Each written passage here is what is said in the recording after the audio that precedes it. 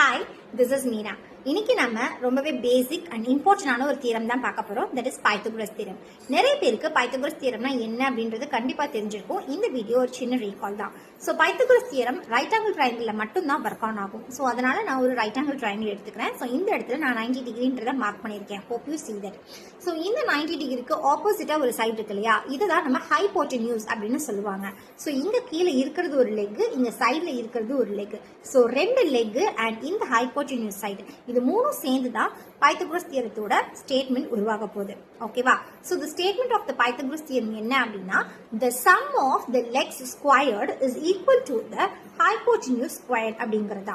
அதாவது இந்த லெக்ஸ் இருக்கு இல்லையா, இந்த ரெண்டு லெக்ஸையுமே ஸ்கொயர் பண்ணி சம் பண்ணி வர ஆன்சர் எனக்கு இந்த ஹைபோட்டென்யூஸோட ஸ்கொயருக்கு ஈக்குவலா இருக்கும் அப்படிங்கிறது தான் இந்த தியரம். இப்போ இதை a அப்படின்னு சொல்லி வச்சுக்கிறேன், இதை b வச்சுக்கிறேன், இது c வச்சுக்கிறேன் அப்படின்னா this a square plus b square will be equal to the c square.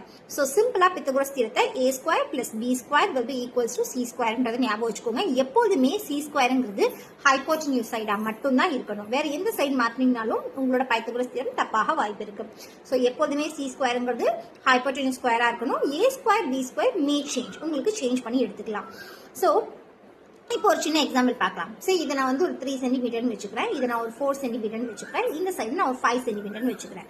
So according to Pythagoras தியரத்தோட ஸ்டேட்மெண்ட் படி பார்த்தீங்கன்னா sum of the legs squared. So இந்த லெக்ஸை நான் ஸ்கொயர் பண்ணி சம் பண்ணணும் இல்லையா. ஸோ இது 3 ஸ்கொயர், ஸோ இது 4 ஸ்கொயர். 3 ஸ்கொயர் பிளஸ் 4 ஸ்கொயர் பண்றேன். So 3 ஸ்கொயருங்கிறது 9, 4 ஸ்கொயருங்கிறது 16. So 9 plus 16 will be equals to 25 இல்லையா. 25ங்கிறது nothing but 5 ஓட square. Surprise, right? So this is the power of Pythagoras theorem. So Pythagoras theorem ங்கிறது சிம்பிளா a square plus b square equals to c square னு ஞாபகம் வச்சுக்கலாம். அல்லது அதோட statement sum of the legs squared will be equal to the hypotenuse squared அப்படியும் ஞாபகம் வச்சுக்கலாம். ஸோ இதே மாதிரி இன்னும் சிம்பிளான ஈஸியான மேத் கான்செப்ட் தெரிஞ்சுக்க மறக்காம சேனலை சப்ஸ்கிரைப் பண்ணிக்கோங்க. தேங்க்ஸ் ஃபார் வாட்சிங். தேங்க்யூ.